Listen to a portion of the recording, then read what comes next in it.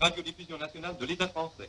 Mesdames, Messieurs, Monsieur le maréchal Pétain, président du Conseil des ministres, vous parle.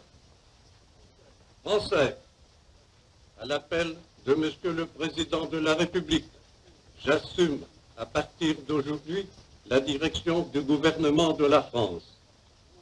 Sûr de l'affection de notre admirable armée qui lutte avec un héroïsme digne de ses longues traditions militaires contre un ennemi supérieur en nombre et en armes.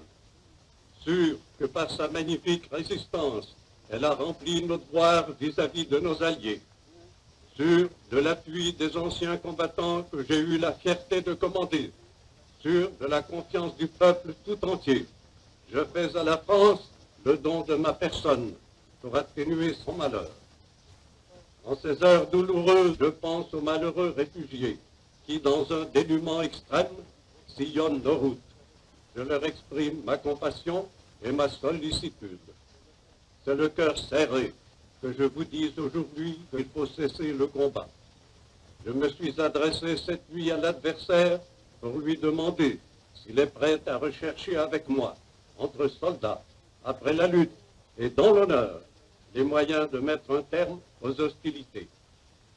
Que tous les Français se groupent autour du gouvernement que je préside pendant ces dures épreuves et fassent taire leur angoisse pour n'obéir qu'à leur foi dans le destin de la patrie.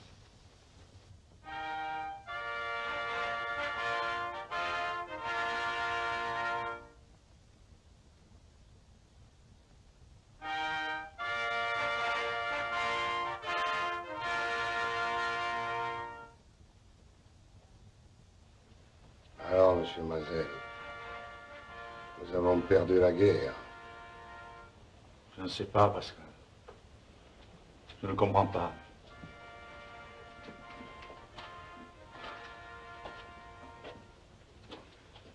Je ne comprends pas. Moi, je comprends que notre fils est mort pour rien. Non, madame, non. Non, ce n'est pas vrai. La France est battue. Mais si tous ces hommes revenaient demain, tous sans exception, s'ils revenaient vaincus, joyeux et bien portants, en chantant des chansons de route, il n'y aurait plus de France. Et même on pourrait dire que la France n'était pas une patrie. Ils n'ont pas sauvé la France, mais ils l'ont prouvé. Les morts des batailles perdues sont la raison de vivre des vaincus.